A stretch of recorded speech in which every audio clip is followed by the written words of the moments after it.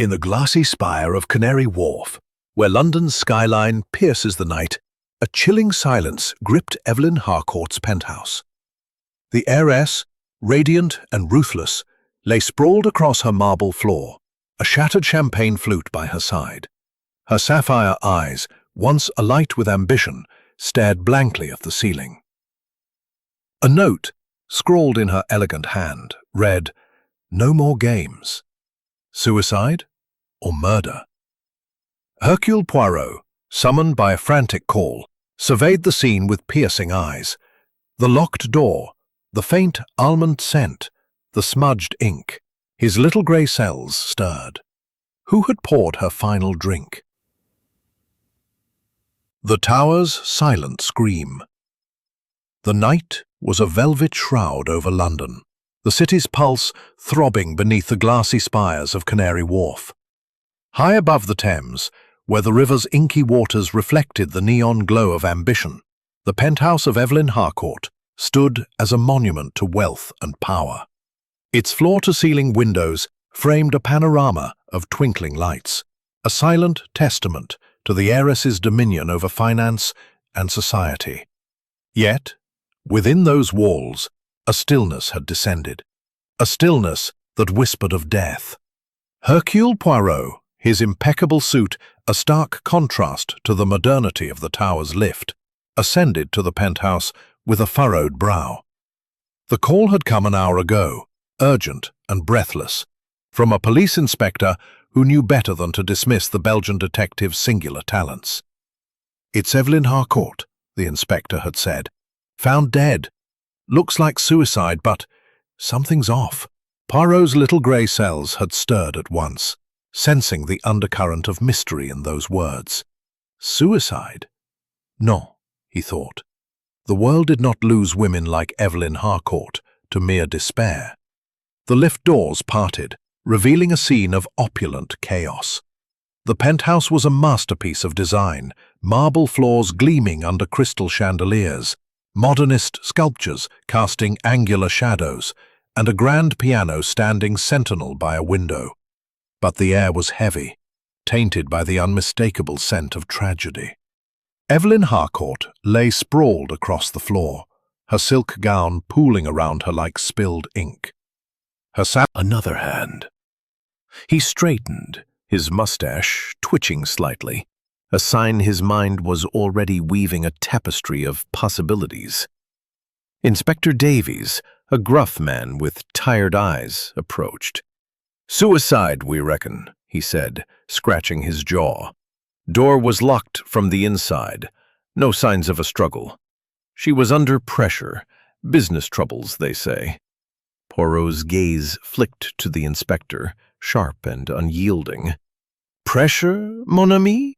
No, no. Evelyn Harcourt was not a woman to crumble. This," he gestured to the scene, "is a performance. But for whom?" The penthouse was a fortress, its security impeccable. The door, a sleek slab of reinforced steel, showed no signs of tampering, save for a single faint scratch near the lock. Poirot's eyes lingered on it, his mind turning. A scratch could mean nothing, or everything. The windows, sealed and bulletproof, offered no entry or exit. The service lift, he noted, was on another floor, its access restricted. How, then, had death slipped into this gilded cage? And why the note? Its words, "No more games," felt like a challenge, a taunt to someone unseen. Evelyn Harcourt had been no ordinary heiress. At 32, she had built an empire from her father's crumbling legacy, her investments spanning tech, real estate, and finance. Her beauty was matched only by her ruthlessness, her charm a weapon as sharp as her intellect. Yet, she had enemies, those who envied her success, resented her power, or burned with personal grievances. Poirot had already requested a list of those closest to her. Julian Harcourt, her estranged brother, hungry for the family fortune. Clara Voss, a rival heiress whose star had dimmed in Evelyn's shadow, Marcus Reed, a scorned ex-lover with a volatile temper, Dr. Lydia Crane, the family physician with access to dangerous substances, and Vincent Cole, a business partner teetering on the edge of ruin. Each, Poirot mused, had a motive, but motive alone did not a murderer make. He stepped to the window, piecing together fragments of a puzzle not yet fully formed. "Inspector," Poirot called softly, "have you checked the security footage?" Davies nodded. "Nothing unusual. Cameras show her entering alone at 9 p.m. No one else in or out." Poirot's lips curved slightly. "And yet, death is a guest who needs no invitation." He moved to the door, examining the scratch again. It was shallow, precise, as if made by a tool or a key. Not a break-in, then, but perhaps an exit. The locked room was no longer impregnable. It was a riddle. Poirot's mind drifted to Evelyn's life, pieced together from the inspector's briefing. She had been a woman of contradictions, generous to charities, yet merciless in boardrooms, beloved by the public, yet feared by those who knew her best. Her brother Julian had been cut from her will, his gambling debts a constant drain. Clara Voss, her rival, had lost key investors to Evelyn's charm. Marcus Reed's breakup with her had been public and bitter, his threats documented in tabloids. Dr. Crane, always at Evelyn's side, knew her health and her secrets. Vincent Cole, desperate to save his failing ventures, had begged her for support. Any one of them could have stood in this room, pouring poison into her glass. The almond scent lingered, a ghostly clue. Cyanide was swift, merciless, but not easily obtained. A medical professional, perhaps? Or someone with access to industrial chemicals? Poirot's gaze returned to the note. "No more games." The words echoed in his mind, a challenge to the killer's arrogance. Someone believed they had outwitted Evelyn, and by extension, him. But Hercule Poirot was not so easily deceived. He stepped back, taking in the room's grandeur, the art, the furniture, the view. It was a stage, meticulously set. The killer had planned this, down to the locked door and the cryptic note. But they had made a mistake. The scratch, the glass shard, the smudged ink, these were cracks in their perfect crime. Poirot's eyes gleamed. The game, as the note suggested, was far from over. As the police began to clear the marble floor, the penthouse above was now a sealed crime scene, its opulence marred by the stain of death. Yet the mystery of Evelyn's final moments pulsed in Poirot's mind, as vivid as the city's restless energy. His little gray cells, ever vigilant, churned through the fragments of the previous night, the shattered champagne flute, the cryptic note, the faint scratch on the locked door. Each was a thread in a tapestry of deceit, and Poirot was determined to unravel it. He had requested Inspector Davies to compile a dossier on those closest to Evelyn. And now, in the quiet of a nearby café, Poirot reviewed the names that formed the constellation of her life. Julian Harcourt, her younger brother, estranged and embittered by her control over their family's wealth. Clara Voss, a rival heiress whose star had been eclipsed by Evelyn's brilliance. Marcus Reed, her former lover, whose passion had soured into rage. Dr. Lydia Crane, the family physician, whose calm demeanor hid secrets Poirot could only guess at. And Vincent Cole, her business partner, a man teetering on the brink of financial ruin. Each had a motive, but motive, Poirot knew, was merely the spark. Murder required opportunity, cunning, and a heart cold enough to extinguish a life as vibrant as Evelyn's. The café, tucked between towering skyscrapers, was a haven of modern minimalism. steel tables, frosted glass, and the faint hum of espresso machines. Poirot sipped his tisane, its herbal warmth a contrast to the chill of the case. Evelyn Harcourt had been no ordinary woman. At 32, she had transformed her father's faltering investment firm into a global powerhouse, her name synonymous with wealth and influence. Her penthouse parties were legendary, attended by tycoons, celebrities, and politicians, all drawn to her magnetic charm. Yet beneath the glamour, she was a strategist, her decisions as precise as a chess master's. Who then had outmaneuvered her, and how had they breached the fortress of her locked penthouse? Poirot's thoughts returned to the scene of the crime. The almond-like scent of the champagne suggested cyanide, a poison both swift and merciless. Its presence was no financier. He had succumbed to gambling, his debts piling higher than his ambitions. Evelyn had bailed him out repeatedly, but their relationship had frayed. 6 months ago she had cut him from her will, a decision that left him desperate. Could desperation have driven him to murder? Poirot noted a detail. Julian had been seen near Canary Wharf the night of the crime, claiming a business meeting. Yet, his colleague's statement was vague, the timing uncertain. A crack in his alibi, perhaps. Clara Voss, 34, was Evelyn's mirror image, a woman of wealth and ambition, but one whose light had dimmed in Evelyn's shadow. Their rivalry was the stuff of tabloid headlines, fueled by Clara's loss of key investors to Evelyn's charm. Clara's alibi was a charity gala, but witnesses reported her leaving early, her face stormy. Poirot's eyes narrowed. Jealousy was a potent motive, and Clara's poise masked a temper. Had she slipped into the penthouse, her envy distilled into poison? Marcus Reed, 35, was the wild card. Evelyn's former lover, he had been discarded after a public affair that left him humiliated. His letters to her, found in her desk, oscillated between devotion and rage.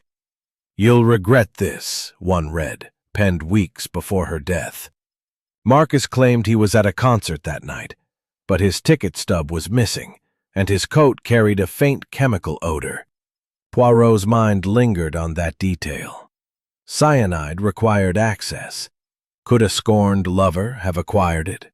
Dr. Lydia Crane, 42, was an enigma. As Evelyn's physician, she had intimate knowledge of her health and habits. Her calm professionalism intrigued Poirot. It was the kind of composure that could conceal a calculating mind. She had prescribed Evelyn sedatives, but cyanide was not among her usual tools. Yet her clinic's inventory included restricted substances. And then there was Vincent Cole, 38, Evelyn's business partner. His company, tethered to Evelyn's investments, was crumbling. A contract in her files showed she planned to sever ties, leaving him ruined. His keyring, with its unfamiliar fob, hinted at access to the penthouse's service entrance. Waiter approached, breaking Poirot's reverie. "Another tisane, sir." Poirot waved him off politely, his mind elsewhere. He recalled a detail from the crime scene. A maid's statement, overlooked by the police. Evelyn had received a visitor that night, someone the cameras didn't capture. The maid, flustered, couldn't recall a face, only a voice, low, urgent, and familiar. Poirot's pulse quickened. A visitor meant a breach in the penthouse's security, a crack in the locked room mystery. But who could enter undetected? The service lift, perhaps, or a hidden entrance known only to those closest to Evelyn. He rose, adjusting his tie with precision. The cafe's hum faded as he stepped into the bustle of Canary Wharf. The suspects awaited, their lives intertwined with Evelyn's like threads in a spider's web. Julian's desperation, Clara's envy, Marcus's rage, Lydia's secrets, Vincent's ruin, each was a motive, but only one had acted. Poirot's task was to find the hand that poured the poison, the mind that crafted the note, the shadow that slipped through a locked door. He hailed a cab, directing it to Julian's flat in Shoreditch. The brother would be the first to face his questions. Poirot's mind buzzed with possibilities, but he tempered his excitement. Haste led to errors, precision led to truth. As the cab wove through London's streets, he pictured Evelyn's penthouse, its grandeur now a tomb. The note's words echoed, "No more games." To Poirot they were a challenge, a gauntlet thrown by a killer who believed themselves untouchable. But no one, he thought, could outwit Hercule Poirot. The cab slowed, and Poirot glimpsed Julian's building, a modest contrast to Evelyn's opulence. He stepped out, his cane tapping the pavement. The investigation was only beginning, but the scent of truth was in the air, as faint and tantalizing as the cyanide in Evelyn's glass. He would follow it, through lies and red herrings, until the killer's mask was torn away. Chapter 3. The Brother's Burden. The streets of Shoreditch pulsed with a gritty vitality, a stark contrast to the sterile gleam Grip on the family fortune. 6 months prior, she had excised him from her will, a wound that festered in his pride. The police had noted his presence near Canary Wharf on the night of the murder, his alibi, a late-night meeting, flimsy at best. Poirot's task was to peel back the layers of Julian's resentment and discover if it had turned lethal.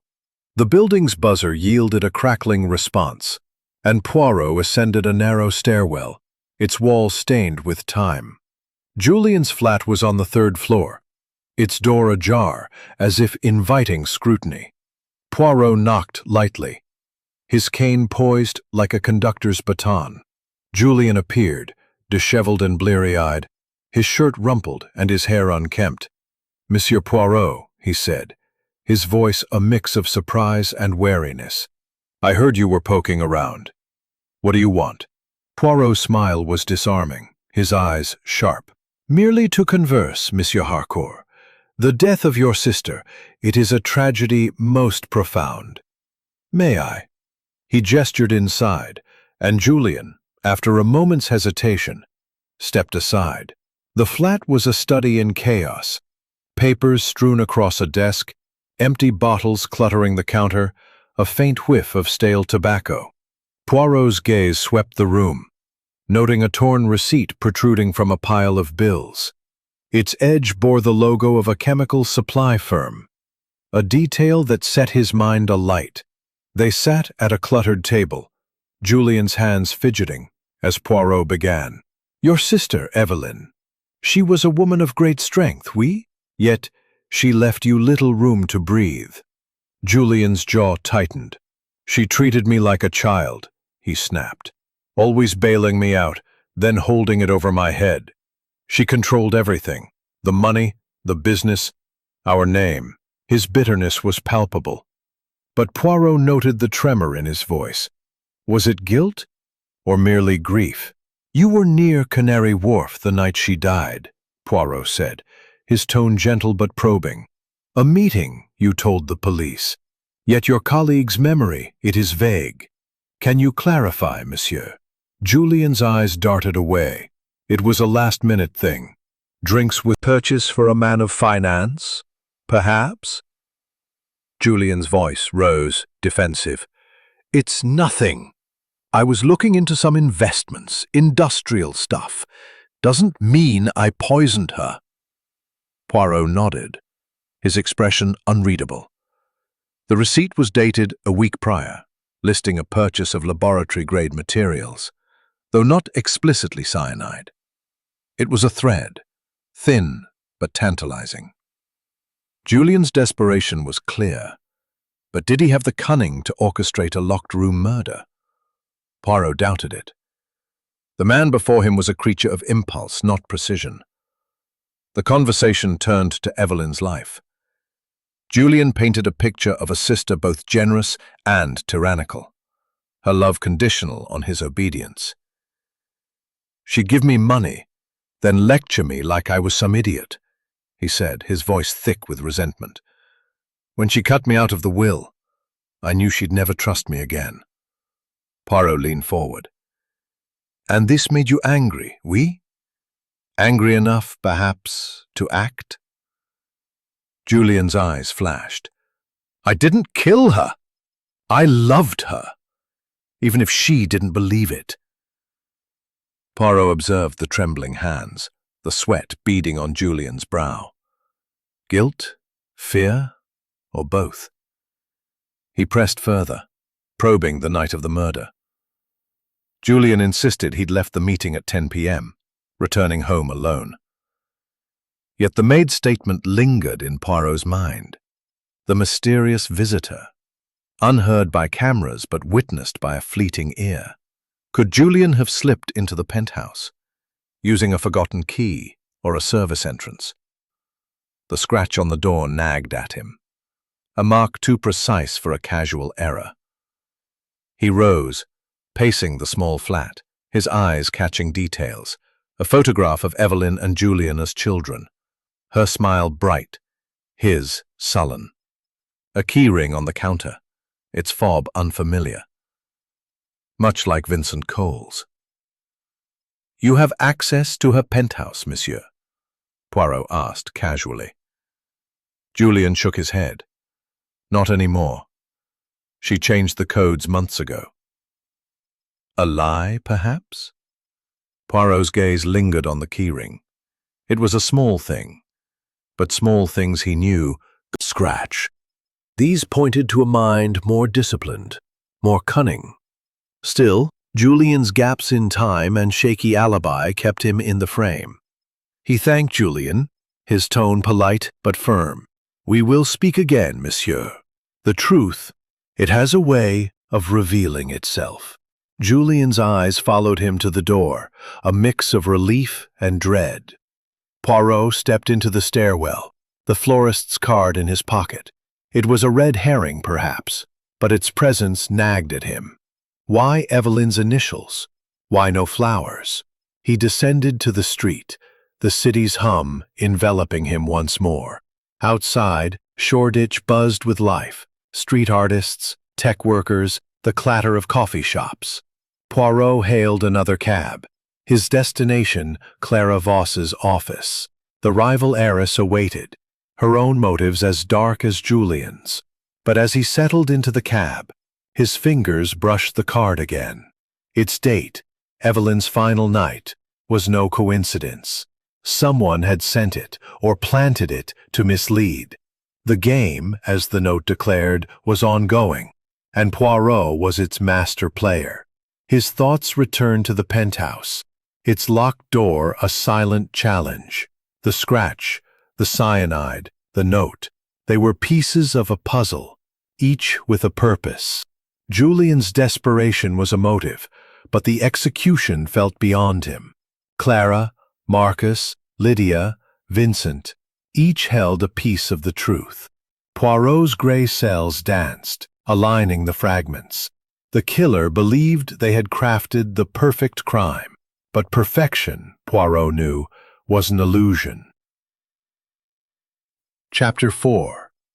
Envy's Sharp Edge. The glass and steel of Canary Wharf shimmered under the midday sun, a labyrinth of ambition where wealth cast long shadows. Hercule Poirot's cab wove through the throng of suited professionals, their hurried steps a counterpoint to his measured calm. His visit to Julian Harcourt had left him with more questions than answers. The torn chemical receipt, the florist's card, the shaky alibi. Each was a thread in the tapestry of Evelyn Harcourt's murder, but none yet wove a clear picture. Now his focus turned to Clara Voss, Evelyn's rival, a woman whose Clara to poison. The lift doors parted, revealing a reception area of minimalist elegance, white marble, abstract art, and a receptionist who eyed Poirot with polite suspicion. "Monsieur Poirot, for Madame Voss," he announced, his accent a soft lilt. The receptionist nodded, ushering him into an office that radiated power. Clara Voss stood by a floor-to-ceiling window, her silhouette framed against the Thames. She was striking, tall, auburn-haired, her tailored suit as sharp as her gaze. "Monsieur Poirot," she said, a voice cool but welcoming. "I expected the police, not a private investigator." Poirot's smile was disarming, his eyes keen. "Hercule Poirot is no ordinary investigator, madame. I seek the truth, and the truth, it hides in the shadows of your acquaintance with Evelyn Harcourt." Clara's lips tightened, but she gestured to a chair. They sat, the city sprawling below like a chessboard. Poirot began, his tone measured. "Your rivalry with Mademoiselle Harcourt was well known. Her success, it cast a shadow over your own. Tell me, what was your heart when you learned of her death?" Clara's composure held, but her eyes flickered. "Evelyn was formidable," she said, choosing her words. "We competed, yes, but I didn't hate her. Her death is a shock, but I had no part in it." Poirot noted the slight tremor in her voice, the way her fingers brushed a silver bracelet, a nervous gesture, perhaps. He pressed further. "You were at a charity gala the night she died, oui? Yet witnesses saw you leave early, your mood most troubled. Where did you go, madame?"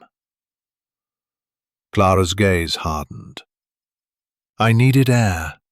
The gala was stifling. Too many egos, too little sincerity. I drove home alone."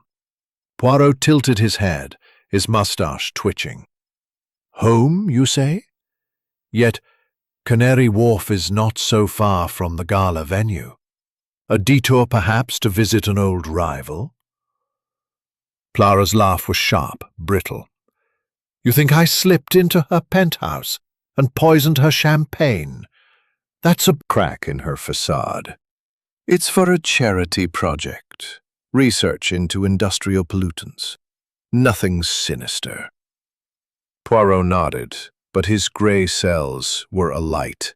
Toxicology was a broad field, but cyanide was a specific choice, requiring knowledge or access. Clara's wealth could open many doors, including those to restricted substances. The office was a study in order, files neatly stacked, a sleek laptop humming softly, a single orchid in a crystal vase. Yet, Poirot's eyes caught a detail, a smudged fingerprint on the photo frame, its edge slightly askew. He rose, pacing slowly, his cane tapping the floor. "The penthouse, madame, was locked from within. No cameras saw a visitor, yet a maid heard a voice. You were close to Evelyn once, oui? Close enough to know her home, her habits?" Clara's voice was icy. "We were friends, briefly. That ended years ago. I had no key, no access." Poirot's mind churned. The locked room was the heart of the mystery. The service lift, accessible by a key fob like Vincent Cole's, was one possibility. But the scratch on the door suggested another entry, a hidden panel, perhaps, known to those in Evelyn's inner circle. Clara's early departure from the gala gave her time, and her knowledge of Evelyn's life gave her opportunity. But the cyanide, that required planning, precision.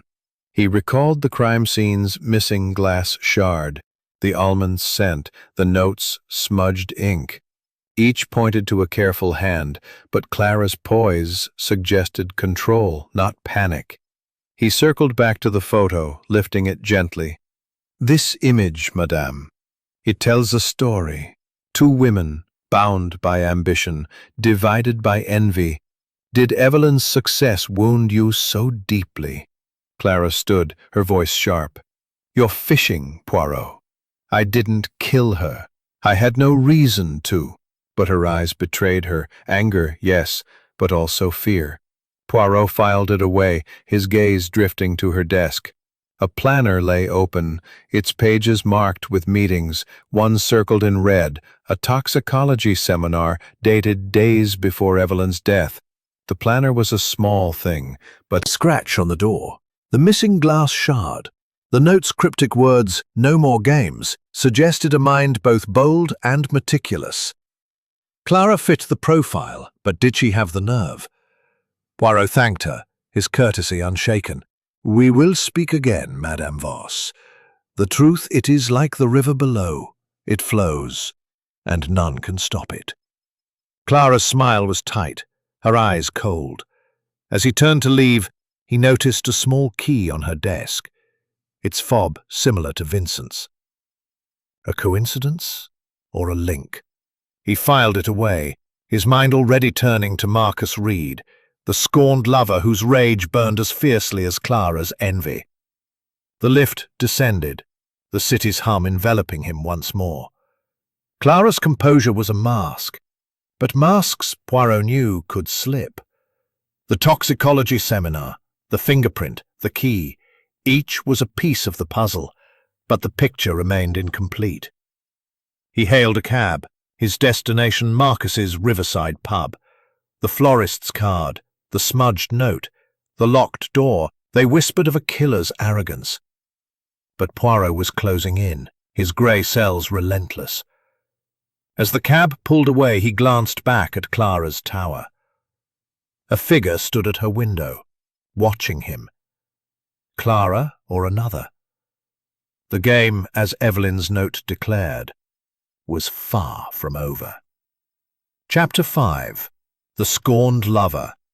The Thames glittered under the late afternoon sun, its surface a deceptive calm that mirrored the undercurrents of Hercule Poirot's investigation.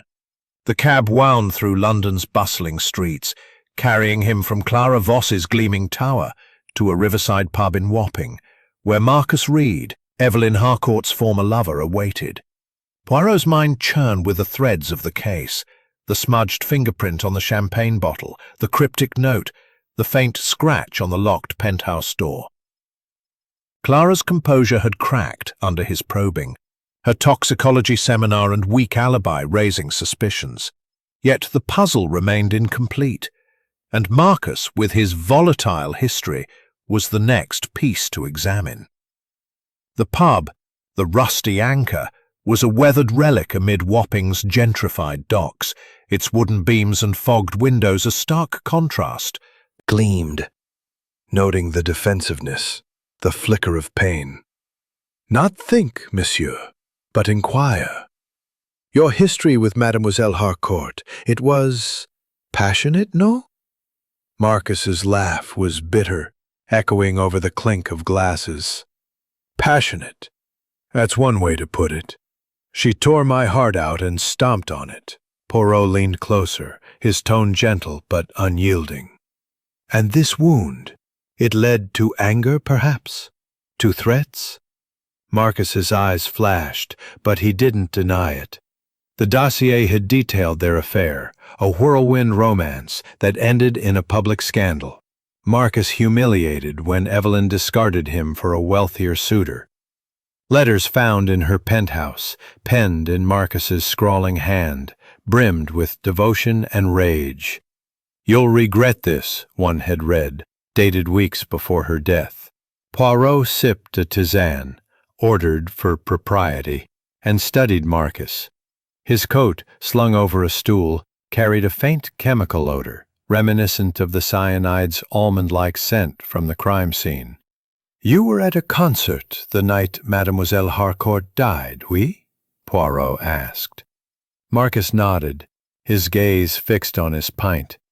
"Yeah, some indie band at the O2. Got the ticket somewhere." But his hesitation was palpable, and Poirot pressed. "This ticket, monsieur, it is missing, no? And your coat, it carries a curious scent. One might wonder if it has been near dangerous substances." Marcus's head snapped up, his eyes narrowing.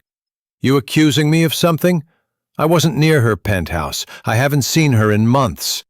But his voice cracked, and Poirot noted the sweat beading on his brow. The chemical odor was faint but unmistakable, a thread that tied Marcus to the poison. Cyanide was not easily acquired, but Marcus, a former chemistry student before his fall into manual labor, might have the knowledge or connections. Poirot filed the detail away, his gray cells humming. He shifted tack, producing the florist's card from his pocket. "This, Monsieur Reed, was found with Evelyn's initials, dated the night of her death. No flowers were in her penthouse." Lover might have known such secrets. "Tell me, monsieur," Poirot said, his voice soft but probing. "You loved her once. Did this love turn to hate?" Marcus's jaw clenched, his eyes distant. "I loved her more than she deserved. She used me, then tossed me aside when I wasn't useful anymore. Yeah, I was angry. Wrote those stupid letters, but kill her? No way!" His grief seemed genuine, but Poirot knew passion could twist into violence. The letters found in Evelyn's desk were raw, threatening. "You'll pay for this," one had declared. Words or a plan? Poirot's gaze drifted to Marcus's hands, calloused, strong, but trembling slightly. "The night of the concert," he pressed. "You were seen leaving early. Where did you go?" Marcus hesitated, his eyes darting to the bar. "Got a call from a mate. Met him for a drink nearby. That's all." Poirot's mustache twitched. Another weak alibi, like Julian's and Clara's. The pattern was emerging. Each suspect's timeline had gaps, wide enough for murder. But the cyanide, the locked room, the note, these required precision, not just opportunity. He rose, pacing the pub's worn floor, his cane a rhythmic tap. The chemical odor on Marcus's coat gnawed at him. Was it a trace of cyanide, or a mundane residue from his work? Marcus had once studied chemistry, a detail from the dossier. Could he have sourced the poison? Poirot's mind churned, recalling the smudged fingerprint on the champagne bottle. Inspector Davies's message had confirmed it matched no one in Evelyn's household. A fresh print, human, but unidentified. Marcus's hands, rough as they were, could have left it, smudged in haste. He returned to the bar, his eyes catching a detail, a crumpled concert ticket stub in Marcus's coat pocket, partially torn. "This ticket, monsieur. May I see it?" Marcus shrugged, retrieving it. The date matched the night of the murder, but the time was illegible. The ink faded. Another crack in the alibi. Poirot's grey cells danced, weaving the clues. The chemical odor, the threatening letters, the missing hours. Marcus fit Glass down, drawing eyes from nearby patrons. "I didn't kill her. I loved her, even after everything." "You're barking up the wrong tree, Poirot." His anger was raw, but Poirot saw the tears in his eyes. Grief or a performance? The pub's din faded as Poirot stepped outside, the Thames air cool against his face. Marcus's rage, his weak alibi, the chemical odor, all pointed to guilt. But the locked room and the note's smudged ink suggested a more calculated mind. The fingerprint, untraceable, was a tantalizing clue. Was it Marcus's or another's? Poirot hailed a cab, his next stop Dr. Lydia Crane's clinic. The physician's secrets awaited, and the puzzle was far from solved. As the cab pulled away, Poirot's phone buzzed with another message from Davies. A security camera, overlooked until now, showed a shadow moving near the penthouse's service entrance the night of the murder. Chapter 6. The Doctor's Secret. The late afternoon draped London in a golden haze, the Thames reflecting the city's restless ambition, as Hercule Poirot's cab navigated toward Dr. Lydia Crane's clinic in Fitzrovia. The investigation into Evelyn Harcourt's murder had grown more intricate with each encounter. Julian's desperation, Clara's envy, Marcus's rage. Each suspect a thread in a tangled web. The security camera's glimpse of a shadow near the penthouse's service entrance, carrying a bag that could hold a champagne bottle, had sharpened Poirot's focus. His little gray cells buzzed with the clues: the cyanide-laced champagne, the smudged note reading "No more games," the faint scratch on the locked door, and the untraceable fingerprint. Now Dr. Crane, Evelyn's physician, awaited his scrutiny, her calm demeanor a potential mask for darker truths. The clinic was a discreet townhouse, its facade blending Georgian elegance with modern precision. Poirot stepped from the cab, his cane tapping the pavement, his suit impeccable against the urban bustle. The dossier painted Dr. Crane as a woman of quiet authority, 42, a respected internist with a private practice catering to London's elite. Courteous, his gaze piercing. The death of Mademoiselle Harcourt, Madame Crane. It is a puzzle most perplexing. As her physician, you knew her intimately, oui? I seek the truth of her final hours. Lydia gestured to a chair, her movements precise. They sat, the desk between them a barrier of polished oak. Poirot began, his tone gentle but probing. You prescribed sedatives for Mademoiselle Harcourt, no? Yet her death was by cyanide, a substance not so easily obtained. Your clinic, it has such things, perhaps? Lydia's expression remained steady, but her fingers tightened on a pen. My clinic handles controlled substances, yes. But cyanide? That's not in my inventory. I treated Evelyn's stress, not her death. Poirot's mustache twitched. Her calm was admirable, but he sensed a current beneath it. He recalled the crime scene, the almond-like scent of the champagne, the smudged note, the locked door's scratch. Cyanide required expertise, and Lydia, as a physician, had access to medical suppliers. He pressed further. You were close to Mademoiselle Harcourt, madame. Close enough to know her secrets, perhaps her enemies. And yet, I hear of a connection to Monsieur Vincent Cole, a matter most delicate, no? Lydia's composure cracked, her eyes narrowing. That's irrelevant, she snapped, her voice sharp for the first time. My personal life has no bearing on Evelyn's death. Poirot leaned forward, his voice soft but unyielding. On the contrary, madame, all secrets are relevant when murder is the game. Evelyn, she knew of this affair, oui? Did she threaten to expose it? Lydia's lips parted, then closed, her silence louder than words. Poirot noted the faint flush on her cheeks, the way her hand steadied the pen with deliberate effort. He rose, pacing the office, his cane a rhythmic tap. The room was meticulous, medical journals neatly stacked, a computer humming softly, a single orchid in a glass vase echoing Clara's office. His eyes caught a detail, a journal on toxicology, bookmarked at a page discussing cyanide compounds. A curious choice of reading, madame, he said, lifting. Continued. For the night of the murder.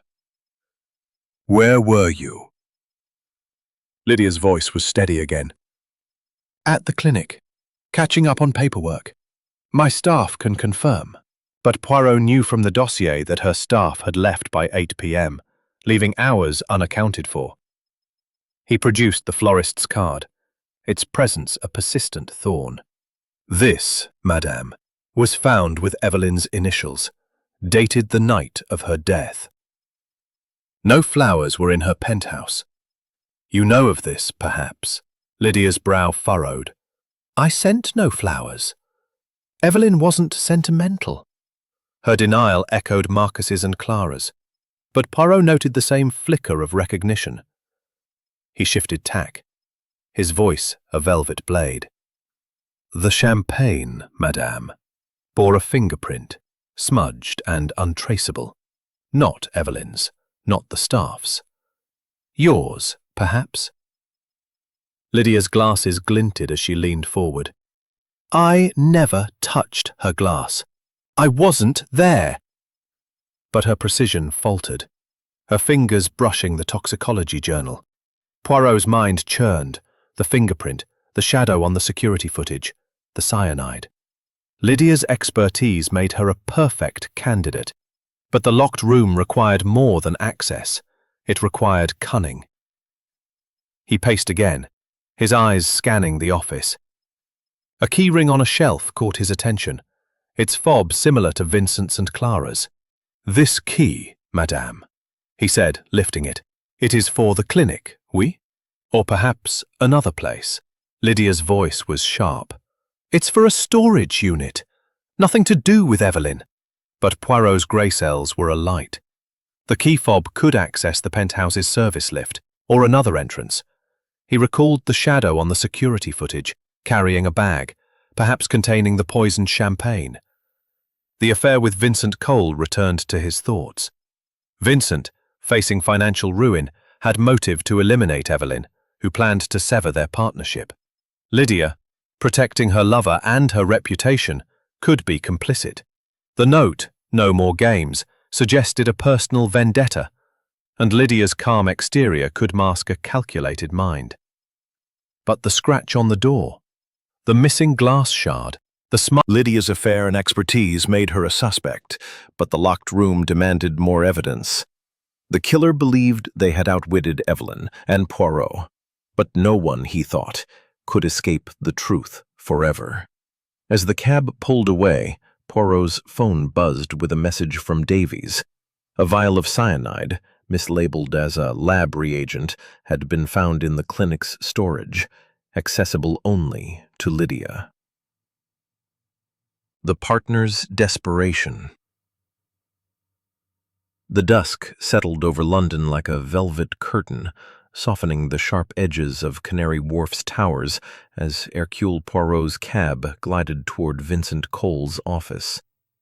The investigation into Evelyn Harcourt's murder had woven a complex tapestry. Julian's resentment, Clara's envy, Marcus's rage, and Lydia's secrets, each a thread laced with motive. The discovery of a cyanide vial in Dr. Crane's clinic, its label smudged with ink matching the cryptic note, "No more games," had sharpened Poirot's focus. The shadow on the security footage, the untraceable fingerprint, the faint scratch on the locked penthouse door, all pointed to a killer's careful plan, marred by subtle errors. Now, Vincent Cole, Evelyn's business partner, awaited, his financial ruin a motive as potent as any. Vincent's office was in a lesser tower, its modest facade a stark contrast to Evelyn's opulent penthouse. The dossier painted him as a man of ambition undone by circumstance. 38, once a rising star in finance, now teetering on bankruptcy. Evelyn's decision to sever their partnership, detailed in a contract found in her files, had left him desperate. His keyring, with its unfamiliar fob, mirrored those glimpsed in Clara's and Lydia's possession, hinting at access to the penthouse's service entrance. Poirot's little gray cells hummed, sensing the threads converging. He stepped from the cab, his cane tapping the pavement, his suit a beacon of order amid the city's chaos. The office lobby was functional, lacking the grandeur of Clara's domain, its fluorescent lights casting a sterile glow. A receptionist, harried and overworked, ushered Poirot to Vincent's office on the 10th floor. To end it, leaving you in financial peril. Vincent's jaw tightened, his fingers drumming the desk. She was going to pull the plug, he admitted. Her money kept my company afloat. Without it, I'm done. His candor was disarming, but Poirot sensed a guarded edge.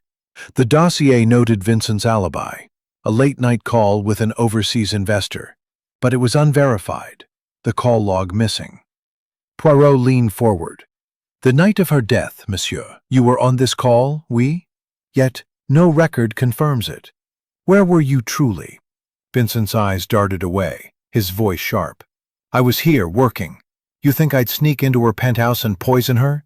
That's insane." But his hands betrayed him, trembling slightly as they reached for a coffee mug. Poirot's gaze flicked to the key ring on the desk, its fob gleaming under the light. "This key, monsieur," he said, lifting it. "It is for your office, perhaps? Or for another place? One closer to Mademoiselle Harcourt's home?" Vincent's face paled. "It's for a storage unit. Nothing to do with her." Poirot's mustache twitched. The fob was identical to those seen with Clara and Lydia, suggesting access to the penthouse's service lift. He recalled the security footage. A shadow moving near the service entrance, carrying a bag large enough for a champagne bottle. Could Vincent have used the lift to enter undetected? The scratch on the door, the smudged note, the cyanide vial, these pointed to a meticulous plan. But Vincent's desperation suggested a man capable of reckless acts.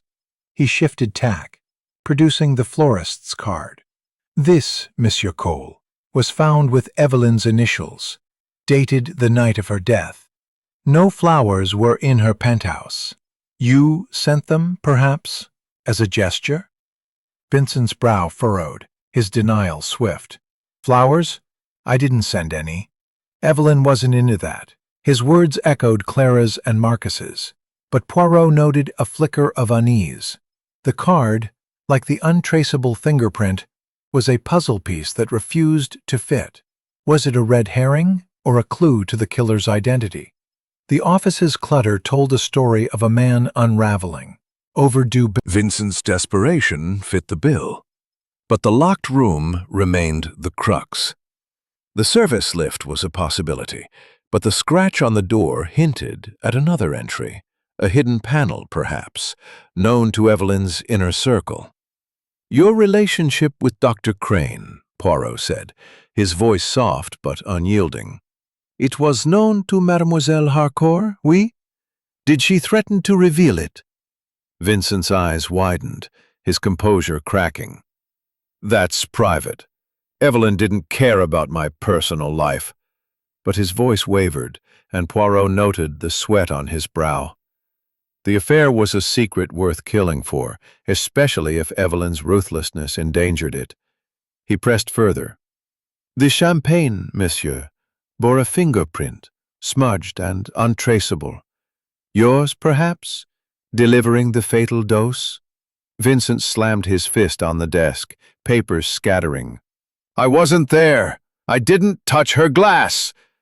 His anger was raw, but Poirot saw fear beneath it.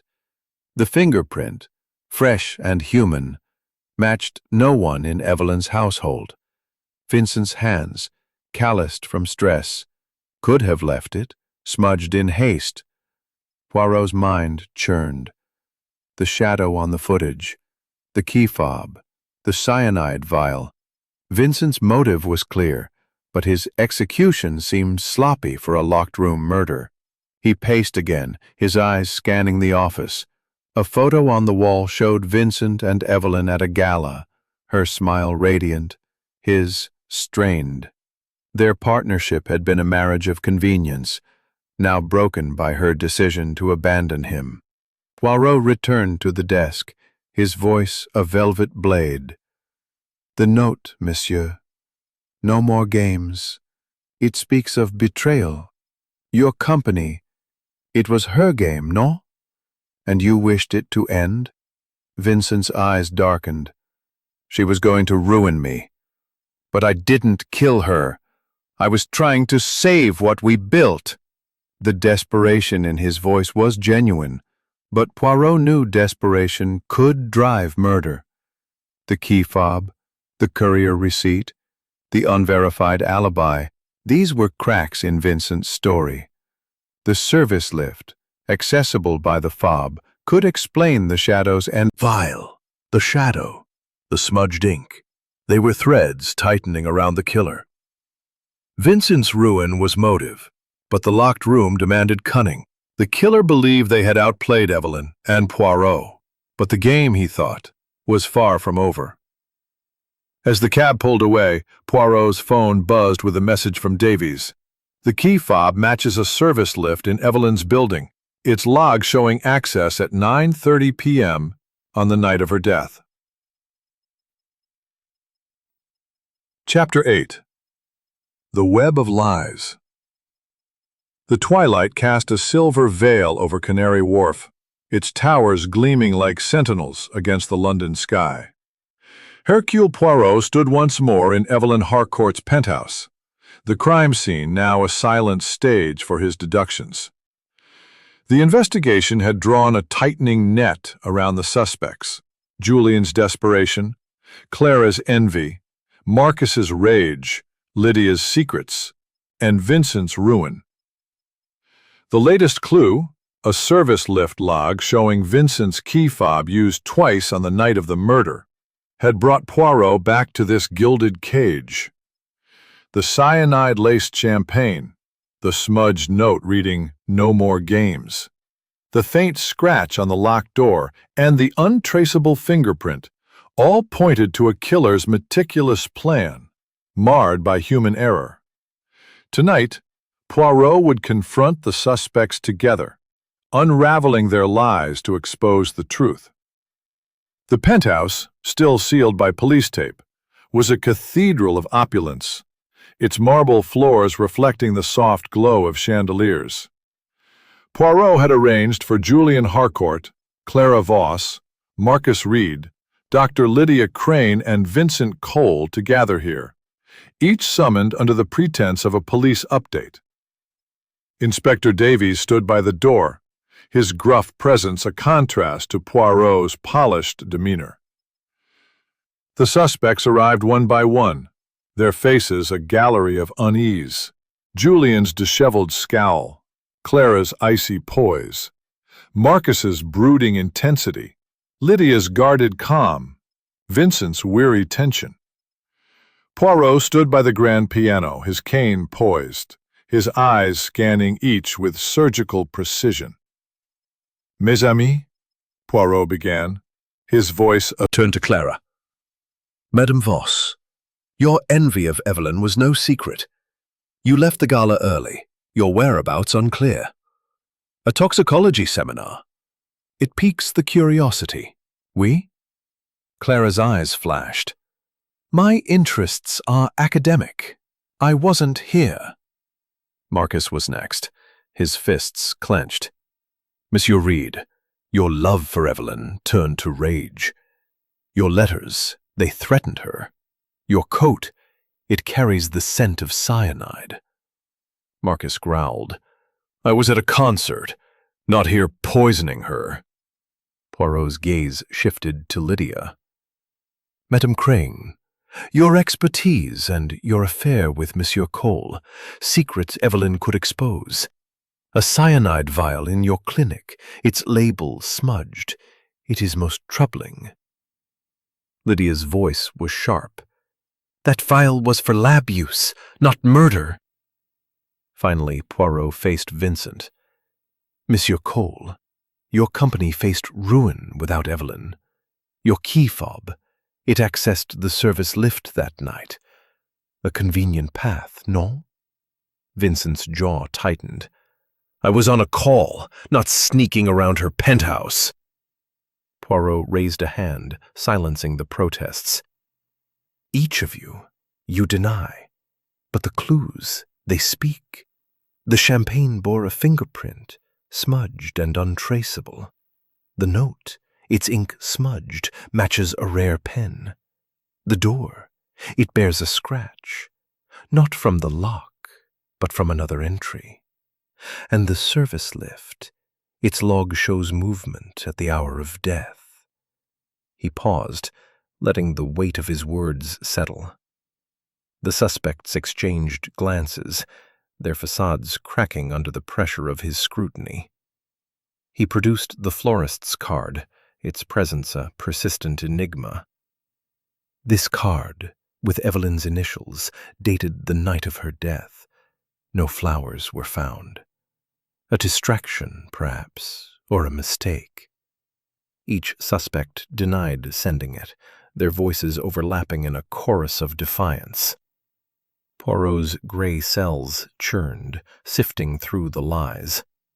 Julian's chemical receipt was a red herring, tied to a failed investment, not poison. Clara's toxicology seminar was academic. Her planner confirmed. Damning clue. The fob. It was used twice. Entry at 9:30 p.m., exit at 9:45 p.m., minutes before Evelyn's death. Monsieur Cole, you claim it was stolen. Yet who knew its value? Vincent's face flushed. I reported it missing. Anyone could have taken it. Poirot nodded, his mind racing. The shadow on the security footage, carrying a bag, suggested the champagne's delivery. But the scratch on the door, not aligned with the lock, hinted at another entry. A hidden panel, perhaps, known to Evelyn's confidants. Poirot's voice softened, his eyes piercing. The killer. They believed this room a fortress, impregnable. But they left traces. The smudged ink, the fingerprint, the scratch. They thought to outwit Evelyn and Poirot. But no one escapes the truth. He paused by the piano, his fingers brushing its keys, a faint note echoing in the silence.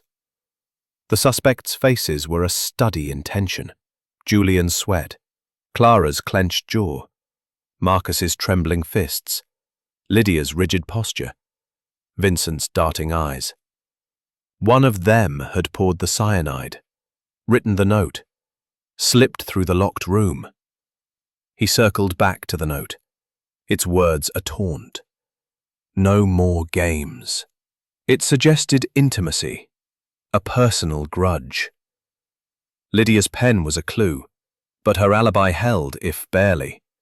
Vincent's fob was another, but his desperation seemed too chaotic for the crime's precision. Clara's envy, Marcus's rage, Julian's greed, each fit. Yet none fully explained the locked room. Poirot's grey cells danced, aligning the fragments. The fingerprint, untraceable, was human, fresh. The scratch, not from the lock, suggested a hidden mechanism. The pen's ink, smudged, was deliberate, not accidental. He faced the group, his voice a quiet thunder. The killer. They are here, among you. The pen. It points to one, but the alibi, it shields. The lift. It accuses another. But the scratch. It held. Hercule Poirot stood alone in Evelyn Harcourt's penthouse, the air heavy with the ghost of her presence. The confrontation with the suspects, Julian Harcourt, Clara Voss, Marcus Reed, Dr. Lydia Crane and Vincent Cole, had tightened the net, their lies and half-truths fraying under his scrutiny. The discovery of a hidden panel behind the penthouse door, revealed by the faint seam beneath the scratch, had shifted the puzzle's shape. The cyanide-laced champagne, the smudged note reading, "No more games," the untraceable fingerprint, and the service lift's log, all were threads converging on the truth. Poirot's little grey cells danced, sensing the killer's identity within reach. The penthouse was a stage of opulence, its marble floors and crystal chandeliers now a backdrop to murder. Poirot's cane tapped softly as he circled the room, his eyes tracing the hidden panel's outline. It was a masterstroke of design, flush with the wall, undetectable to the untrained eye. Only someone intimate with Evelyn's world, her habits, her home, could know of it. The scratch, not from the lock but from a key's slip, was the killer's first mistake. The note's smudged ink, matching Dr. Lydia Crane's rare fountain pen, was the second. The service lift, accessed by Vincent's fob, was a third. But which suspect had woven these threads into murder? Poirot's mind rewound to the clues. The cyanide vial in Lydia's clinic, its label smudged with the same ink as the note, pointed to her expertise. Vincent's key fob, logged entering and exiting the service lift at 9:30 and 9:45 p.m., suggested his presence. Yet, Julian's chemical receipt, Clara's toxicology seminar, and Marcus's threatening letters had all proved red herrings, distractions from the true path. The fingerprint on the champagne bottle, fresh but untraceable, remained a tantalizing enigma. Poirot's grey cells churned, aligning the fragments. The killer had entered through the hidden panel, poisoned the champagne, forged the note, and escaped, believing the locked room would shield them. He knelt by the panel, his gloved fingers probing its seam. Note's cryptic words, "No more games." They suggested a personal vendetta, a taunt to Evelyn or her killer's defiance. Lydia's calm demeanor, her access to poisons, her pen's ink, all fit. But Vincent's desperation, his fob's use, could not be ignored. Had they conspired, or was one a pawn in the other's game? Poirot's thoughts turned to the confrontation. Each suspect had deflected blame. Julian's receipt was for a failed investment, Clara's seminar academic, Marcus's letters emotional, Lydia's vial for research, Vincent's fob stolen. Yet the pen's ink was undeniable, its rarity a damning clue. Lydia had received it as a gift from Evelyn, a detail confirmed by her assistant. But her alibi, though shaky, held through the email timestamp. Poirot's mind raced. Could she have slipped away, used the hidden panel, and returned undetected? The service lift, used by Vincent's fob, was a distraction perhaps, a red herring to mask the panel's use. He moved to the piano, its keys silent but resonant with Evelyn's life. She had been a woman of contradictions, generous yet ruthless, beloved yet feared. Her decision to cut Julian from her will, to eclipse Clara, to discard Marcus, to threaten Lydia's affair, to abandon Vincent, each had sparked motive. But only one had acted, entering this locked room with poison and precision. Poirot's fingers brushed the note's photograph, its smudged ink a deliberate clue. The killer had forged Evelyn's hand, but the smudge was their error, a rush to complete the act. His phone buzzed, a message from Inspector Davies. The hidden panel's corridor led to a service stairwell, its camera disabled on the night of the murder. Another mistake, Poirot thought, or a calculated risk. He returned to the panel, his cane probing its mechanism. It opened with a soft click, revealing a narrow passage, its walls bare but for a single scuff mark, a shoe perhaps, caught in haste. The killer had entered here, poured the cyanide, left the note and exited, scratching the door in their escape. But who? Lydia's pen was the strongest clue, but Vincent's fob tied him to the lift. Poirot's grey cells aligned the facts. Lydia's motive, delight. Lydia's calm, her expertise, her access to the panel, all fit. But the scratch, the smudge, the vial, they were cracks in her perfection. He sat at the piano, his fingers resting on the keys, his mind reconstructing the crime. Lydia had entered through the panel, known from her visits as Evelyn's physician. She poured the cyanide, forged the note with her pen, and escaped, scratching the door in her haste. The service lift, accessed by Vincent's fob, was a decoy, used to cast suspicion elsewhere. The fingerprint, smudged, was her gloved hand's error. The vial, left in her clinic, was her fatal oversight.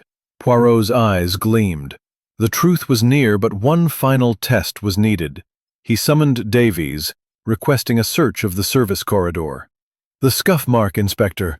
It will tell us the killer's size, perhaps their identity." As Davies departed, Poirot lingered, his gaze on the hidden panel.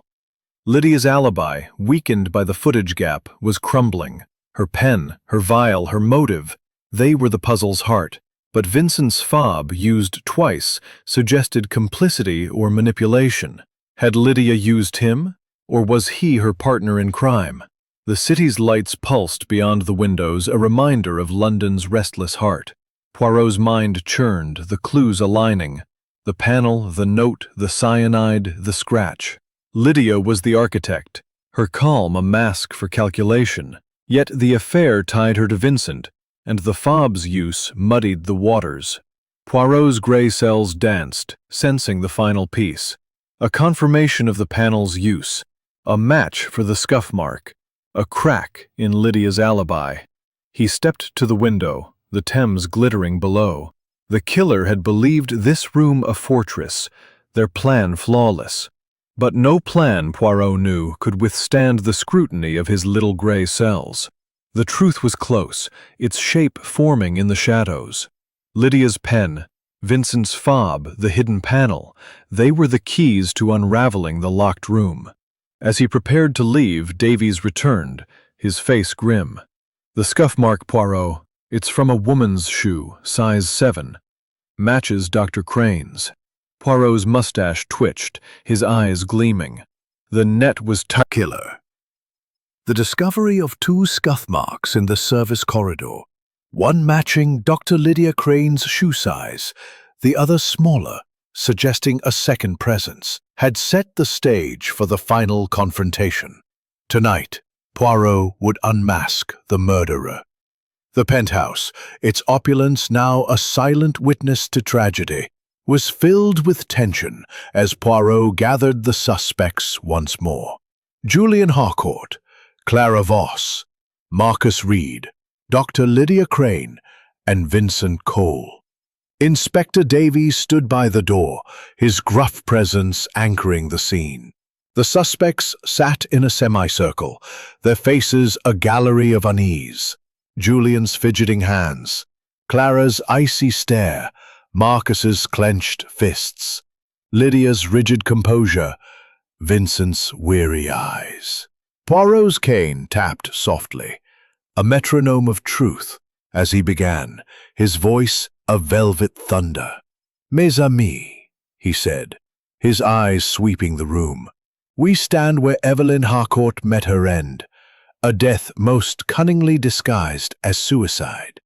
The locked room, the poisoned champagne, the cryptic note, these were the killer's tools, designed to deceive.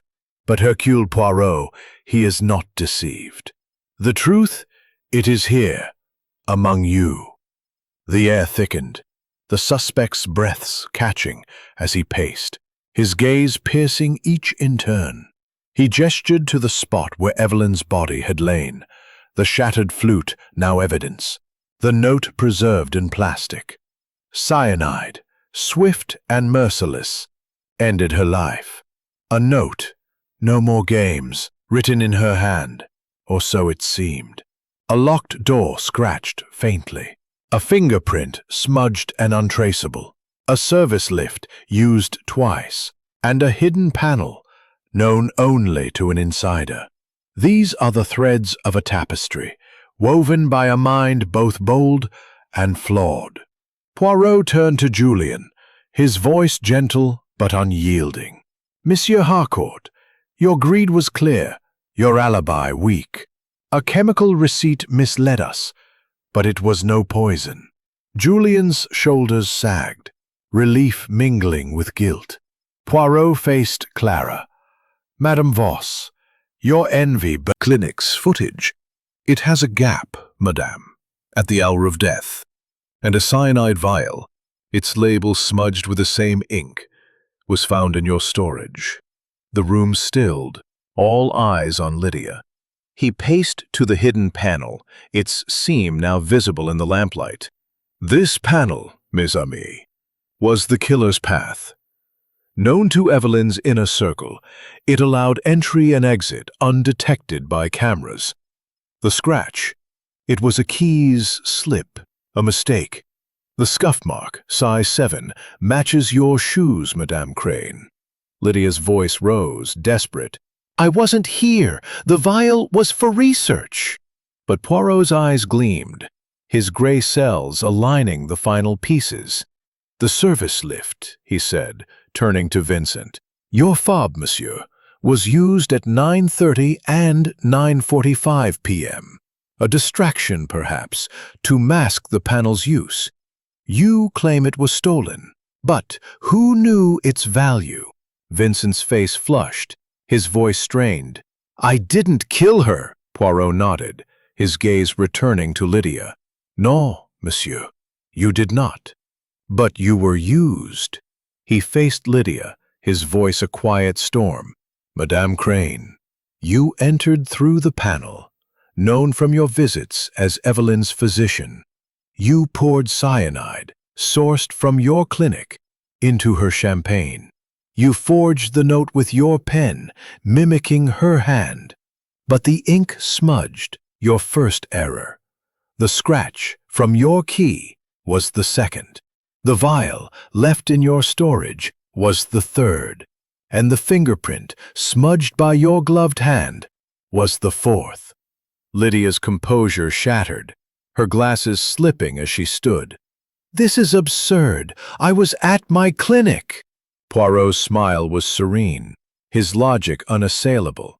The second scuff mark, smaller, suggests a witness or an accomplice. But the truth, madame, lies in your motive. Evelyn knew of your affair with Monsieur Cole.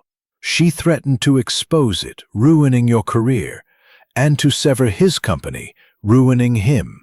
You acted to protect both, believing the locked room would shield you. He paused, letting the weight settle. The panel, You played a dangerous game, and you lost. Justice, it is served. Davies stepped forward, cuffs in hand, as the suspects exhaled, their tension ebbing. Julian's relief was palpable, Clara's poise restored, Marcus's anger dulled, Vincent's despair deepened. The penthouse, once a fortress of deceit, was now a stage for truth. As Davies led Lydia away, Poirot lingered by the window, the Thames glittering below. The city pulsed on, oblivious to the drama resolved within its heart. The note's words, "No more games," echoed in his mind. A taunt turned confession. The hidden panel, the smudged ink, the cyanide vial, they were the killer's errors, exposed by his relentless logic. Evelyn's death, a tragedy of greed and betrayal, was avenged. He turned to the piano, its keys silent, a reminder of Evelyn's vibrant life. "The human heart," he murmured. "It is a puzzle more complex than any locked room. But the truth, it always finds its way." His gray cells, at last, were at rest. The case closed. Outside, Canary Wharf's lights gleamed, free of the tower's dark secret. Resolution. Poirot reflects on the fragility of human ambition, his cane tapping softly as he leaves the penthouse, the city's pulse a quiet hymn to justice.